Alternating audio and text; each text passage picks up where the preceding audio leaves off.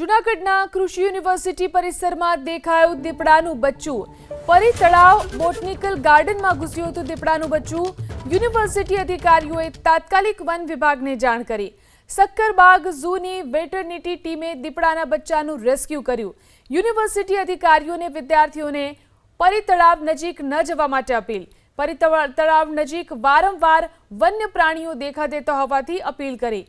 વહેલી સવારે કે મોડી સાંજે પરી તળાવ નજીક વોકિંગ ન કરવા સૂચના અપાઈ।